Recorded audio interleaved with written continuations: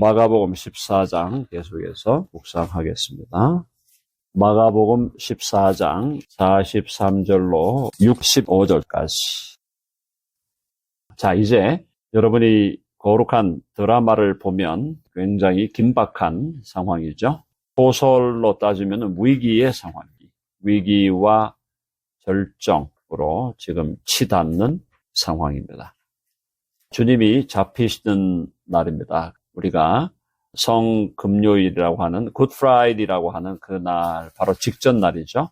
Thursday, Holy Thursday라고 하는 주님의 최후의 만찬, 겟세마네의 기도, 그리고 그날 밤에 잡혀가시는 현장입니다. 42절에 보니까 자, 예수께서 이제 일어나라 함께 가자 보라 나를 파는 자가 가까이 왔느니라. 이 말씀을 하실 때 곧 12 중에 하나인 유다가 왔어요. 가룟 유다가 왔는데 가룟 유다가 여러 사람들을 끌고 옵니다.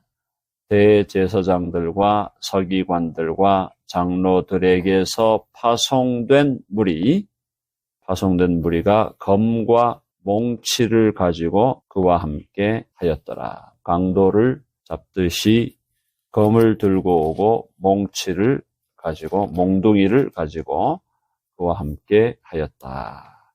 이렇게 무리를 지어 잡으러 오는 이유는 알겠지만은 예수님이 순순히 잡혀가시는 거죠.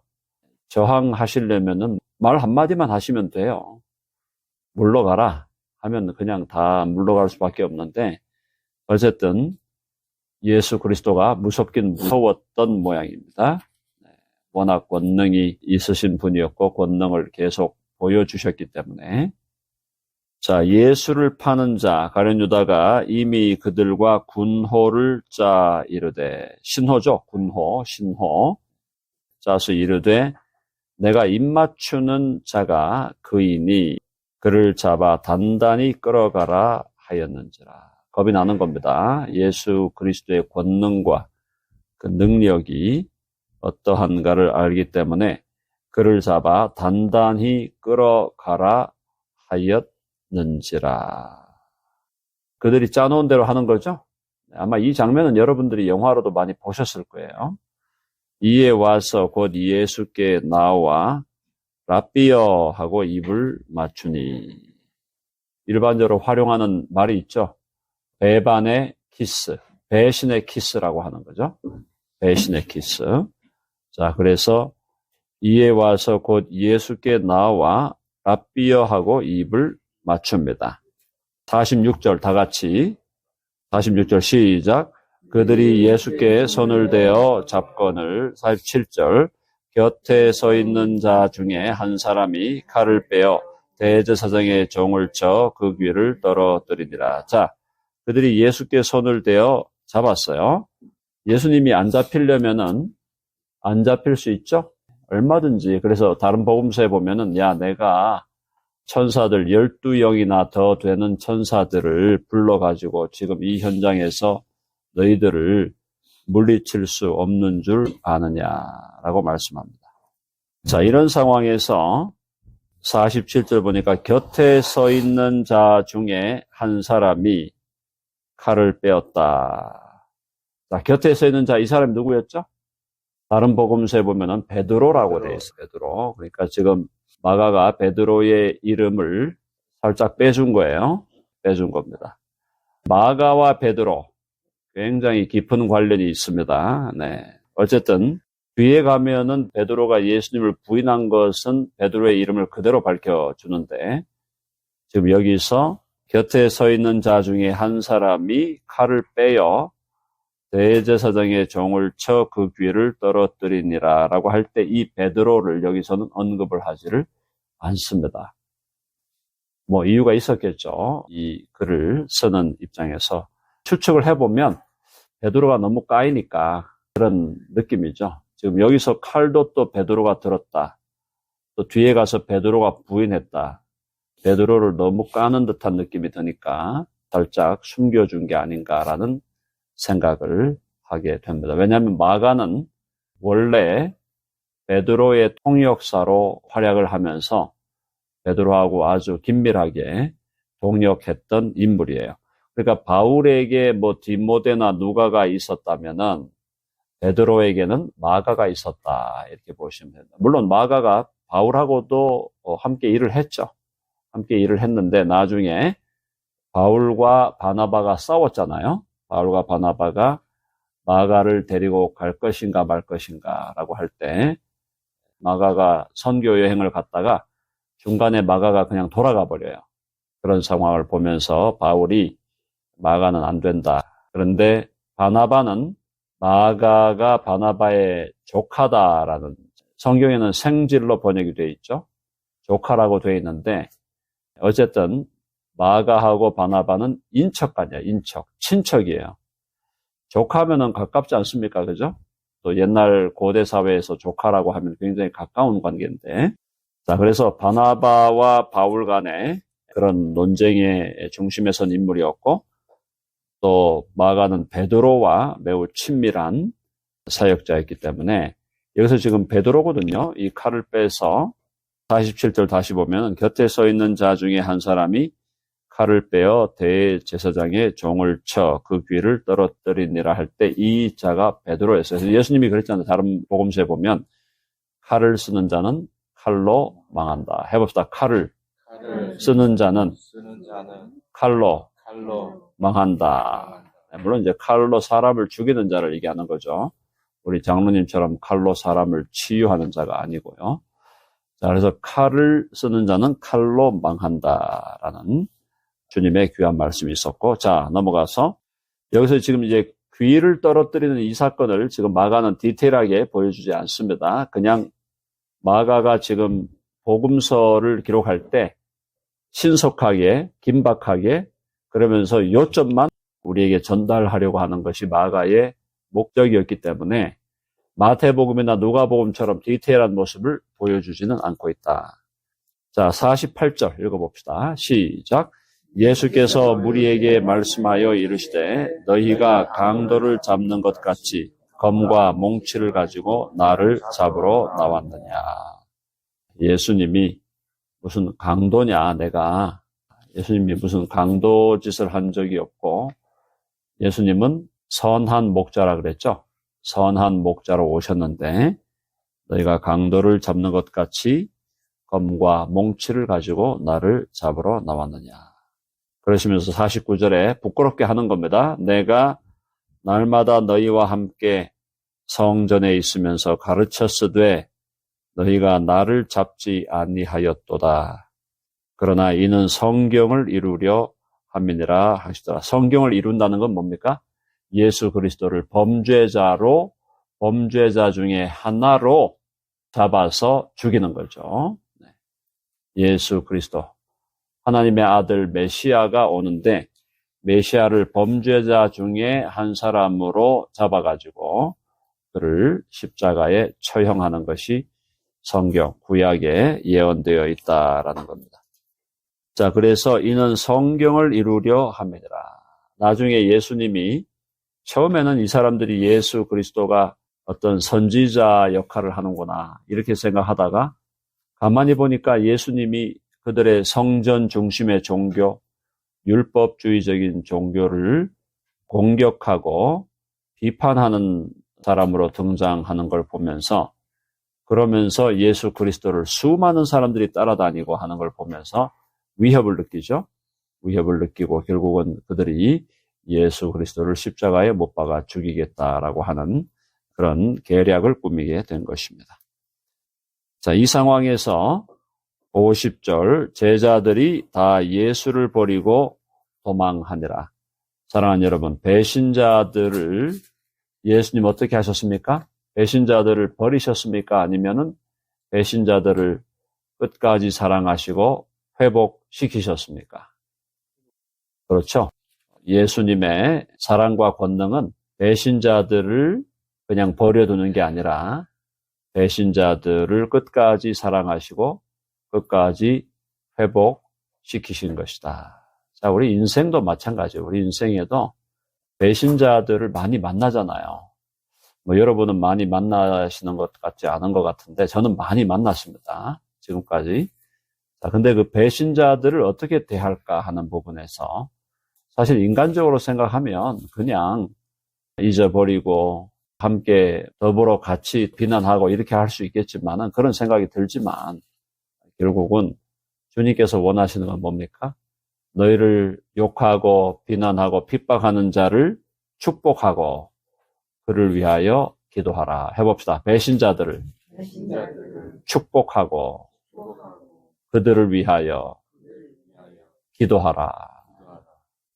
그게 우리 그리스도의 마음이에요. 그래서 우리가 주님의 마음을 본받는다는 것은 배신자들이 받아야 할 마땅한 비난과 비판을 그들에게 쏘아대는 게 아니고 주님의 마음으로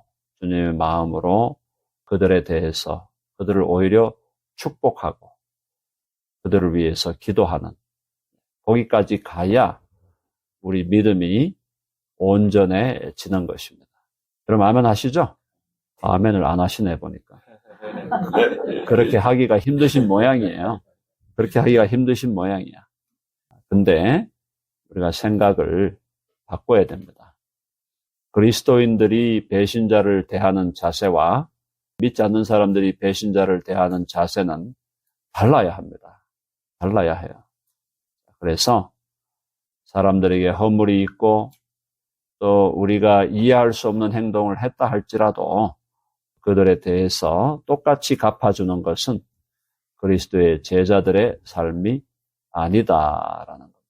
그들을 위해서 기도해주고 축복해주고 또 그들이 더 잘 되도록 주님 앞에서 선한 방향으로 이끌어 주는 것이 주님의 마음이다. 여러분 아멘 하시죠? 네, 그렇게 우리가 살아야 합니다. 이 부분에서 이 장애물을 못 이기면은 믿음이 더 자랄 수가 없어요. 믿음이 자라야 돼요. 자라려면 배신자들을 위해서 축복하고 기도하라는 겁니다. 자, 어쨌든 제자들은 다 예수님을 버렸어요. 예수님을 다 버리고 도망갔습니다. 물론 여기서 다 버렸다는 것은 큰 틀에서 다 버렸다는 거고 한 사람 남아 있었죠? 한 사람 남았던 사람이 바로 사도 요한이에요. 사도 요한은 예수님의 십자가 현장까지 끝까지 따라갑니다. 끝까지 따라가서 예수님의 십자가 현장에 따라가서 예수님께서 십자가에 못 박힌 상태에서 요한에게 모친 마리아를 맡기죠. 마리아여, 당신의 아들입니다. 요한, 너의 어머니다. 그렇게 해서 사도 요한에게 어머니를 맡기는. 그래서 사도 요한은 끝까지 배신하지 않은 제자로 남게 되죠. 가룟 유다가 배신했고 그 다음에 다른 모든 사도 요한을 제외한 모든 사람이 다 도망을 가게 되고 베드로는 어떻게 해서 뒤에 나옵니다만은 베드로는 완전히 그냥 도망가 버리기가 또 마음이 거시기 하니까 뒤에 숨어서 뒤따라가는 그런 엉거주춤한 그런 모습을 베드로가 보이게 됩니다. 자, 어쨌든 제자들은 다 도망갔다. 51절. 한 청년이 벗은 몸에 배 혼니부를 두르고 예수를 따라가다가 무리에게 잡히매 배 혼니부를 버리고 벗은 몸으로 도망하니라. 요 청년에 대한 기사는요, 마가복음에만 나와요. 마태, 누가, 요한복음에 나오지를 않습니다. 그래서 이 한 청년이 벗은 몸에 배 혼니부를 두르고 왔다. 지금 우리말 성경에서 배 혼니부를 하니까 되게 막 거지 같은 느낌으로 이렇게 사람이 따라왔나 이렇게 생각할 수 있는데 아니에요. 이 유대 나라 이 컨텍스트에서 배로 짠 혼니부라고 하는 것은 부유한 사람들만 소유할 수 있는 것이었어요.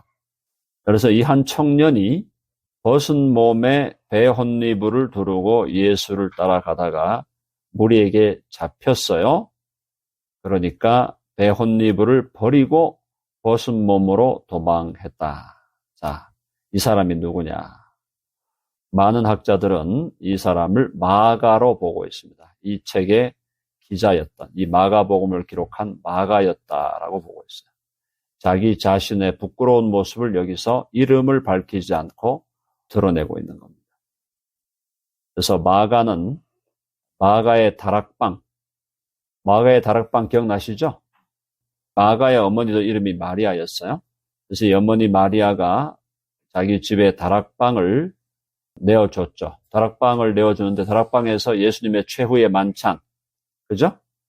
그리고 또 오순절날 120명이 그 다락방에 모여서 120명이 함께 기도하다가 성령의 강림을 체험합니다. 부유한 사람이었어요. 부유한 사람의 아들이죠. 이 마가가요. 그래서 이 사람이 지금 벗은 몸에 배 혼니부를 두르고 뒤따라온 거예요. 그러니까 무슨 뜻인가 하면은 상상력을 좀 발휘해 보세요. 그날 밤에 지금 마가의 다락방에서 최후의 만찬을 벌이고 예수님과 제자들은 떠났습니다. 마가는 거기서 잠을 자고 있었던 거죠. 잠자고 있다가 예수님이 잡혀간다라는 소식을 듣고 자다가 지금 뛰쳐나온 거예요. 자다가 벗은 몸에 배 혼니불만 두르고 뛰쳐나온 거야. 뛰쳐나와가지고 예수님이 어떻게 되시는가 불안하기도 하고 그러고 있는데 12제자들 다 도망가고 나서 자기는 잡혀버렸네? 자기가 잡히고 나니까 배 혼니불을 버려두고 벗은 몸으로 도망하였다. 이름은 밝히지 않았지만 자기의 수치로운 모습을 여기에 자기 고백적으로 담았다라고 보는 것이 오늘 많은 학자들의 견해입니다. 저는 그것이 맞다라고 생각을 합니다. 왜? 다른 복음서에 언급이 안 돼 있는 이 사건을 이 마가복음에서만 특별하게 이렇게 언급한 이유가 뭘까? 그거는 결국 자기 얘기라는 거죠. 자기가 분명하게 알고 있는, 자기가 경험한 얘기예요. 그래서 마가도 결국은 부끄럽지만 도망한 자들 중에 한 사람이었다. 나도 도망하였다. 그런 상황들을 우리에게 보여주고 있습니다. 53절, 그들이 예수를 끌고 대제사장에게로 가니 대제사장들과 장로들과 서기관들이 다 모였고요. 베드로, 54절 다 같이 시작. 베드로가 예수를 멀찍이 따라 대제사장의 집들 안까지 들어가서 아래 사람들과 함께 앉아 불을 쬐더라. 겁쟁이 베드로지만은 다른 제자들보다는 그래도 뭔가 모르게 주님이 저렇게 허무하게 잡혀가서 죽는 것인가? 그것에 대해서 베드로도 그렇지는 않을 것 같은데 라고 하는 생각이 드는 거죠. 같이 잡혀가기는 좀 뭐하고 그렇다고 예수님 완전히 버려두고 도망하려고 하니까 베드로가 본 게 있는데 베드로가 본 게 있죠. 베드로가 뭘 봤습니까? 베드로가 뭘 봤어요? 베드로가 가장 대표적으로 본 것이 뭡니까? 변화산상의 예수님의 모습이에요. 해봅시다. 변화산상의 예수님의 모습. 베드로가 그걸 그대로 봤잖아요. 예수님의 그 영광스럽게 변화되고 그 옆에 모세가 서고 그 옆에 엘리야가 서서 같이 대화하는 모습을 베드로가 봤단 말이에요. 오병이어도 봤고 죽은 사람 살리고 병든 자를 치유하고 걷지 못하는 자를 걷게 하고 듣지 못하는 자를 듣게 하고 말 못하는 자를 말하게 하고 눈먼 자 시각장애인을 눈을 보게 하고 다 봤단 말이에요. 가장 가까이에서 본 사람이 베드로예요. 그러면은 베드로는 도망하기도 멋이게 한 거예요. 그렇다고 같이 예수님하고 같이 잡혀가기도 멋이게 하니까 엉거주춤하게 멀찍이 따라 가고 있는 겁니다. 자, 불을 쬐고 있는데 결국은 대제사장들과 온 공회가 예수를 죽이려고 그를 칠 증거를 찾되 증거를 찾아야 되겠죠? 거짓 증언들을 찾아가지고 이는 예수를 쳐서 거짓 증언하는 자가 많으나 그 증언이 서로 일치하지 못함이라. 증인이라고 나선 사람들이 서로 일치된 증언을 못하고 있어요. 57절 어떤 사람들이 일어나 예수를 쳐서 거짓 증언하여 이르되 우리가 그의 말을 들으니 손으로 지은 이 성전을 내가 헐고 손으로 짓지 아니한 다른 성전을 사흘 동안에 지으리라 하더라 하되. 이거 제대로 못 옮긴 거죠? 그죠? 예수님 뭐라 그랬어요? 이 성전을 헐어라 내가 3일 만에 다시 일으키리라 그랬지.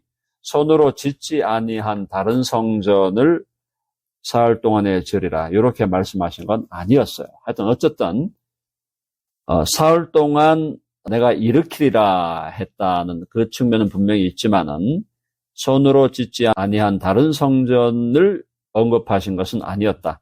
헷갈리제이션이 일어나는 거죠. 그런데 여기서 성전을 언급하는 이유가 뭘까요? 역시 유대교 입장에서 사람을 잡아 쳐 죽이기 제일 좋은 죄목이 뭐냐? 성전을 모독했다. 성전 모독죄 플러스 하나님 모독죄입니다. 자, 그래서 그 증언도 서로 일치하지 않더라. 60절입니다. 다 같이요. 시작.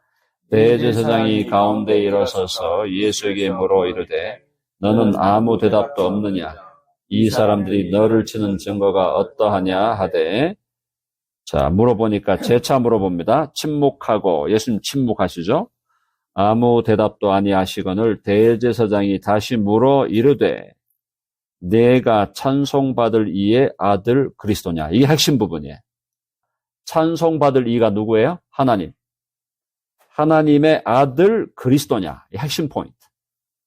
이건 지금 베드로가 고백한 것과 똑같죠? 주는 그리스도시요 살아계신 하나님의 아들이십니다. 똑같은 고백이에요. 네가 찬송받을 하나님의 아들 그리스도냐? 자, 예수님의 대답 62절 다 같이 시작. 예수께서 이르시되 내가 그니라 인자가 권능자의 우편에 앉은 것과 하늘 구름을 타고 오는 것을 너희가 보리라 하시니. 사람들이 많은 분들이 헷갈리는 게 예수님은 당신이 하나님의 아들이라고 한 적이 없다 이렇게 주장하는 분들이 있는데 성경을 모르는 분들이 하는 얘기. 여기 보세요. 예수께서 이르시되 내가 그니라 그랬어요. 내가 누구라고? 내가 하나님의 아들 그리스도다. 메시아다.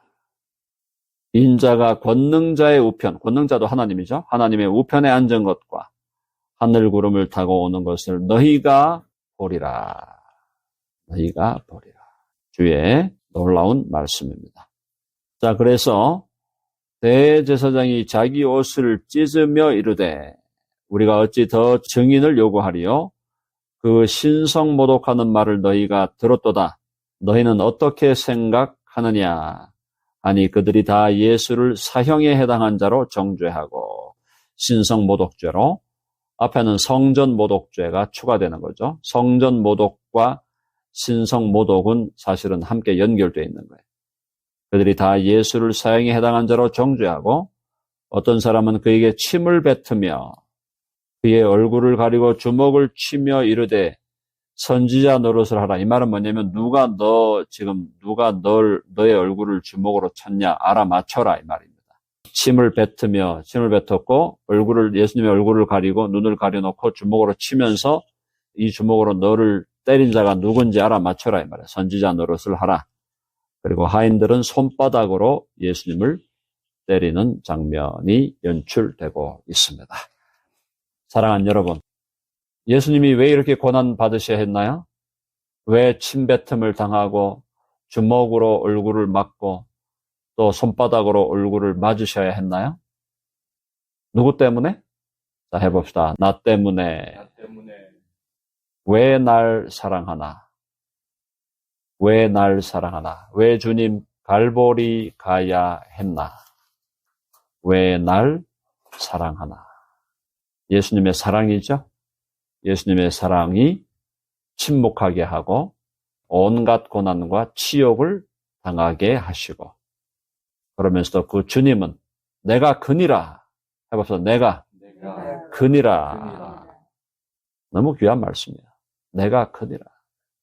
인자가 권능자의 우편에 앉은 것과 하늘 구름을 타고 오는 것을 너희가 보리라. 놀라운 말씀. 이 말씀을 통해서 우리가 위로를 받고 주님처럼 살아야 됩니다. 어떻게 살아야 된다 그랬죠? 자, 해봅시다. 배신자를 축복하고 배신자를 축복하고 위하여 기도하자. 위하여 기도하자. 이거 못 넘어서면 안 돼요. 넘어서야 돼. 배신자가 잘못하고 한 거, 그걸 그냥, 그렇죠? 또 나도 누군가를 배신했을 거 아니에요. 나는 누군가를 배신 안 했나? 배신했어요. 배신자들이자 배신당하는 자들이에요. 그래서 주님이 제자들을 어떻게 대하셨는가? 거기에 맞춰서 우리의 삶이 달라져야 할 줄로 믿습니다. 아멘 하시죠? 네, 기도하겠습니다.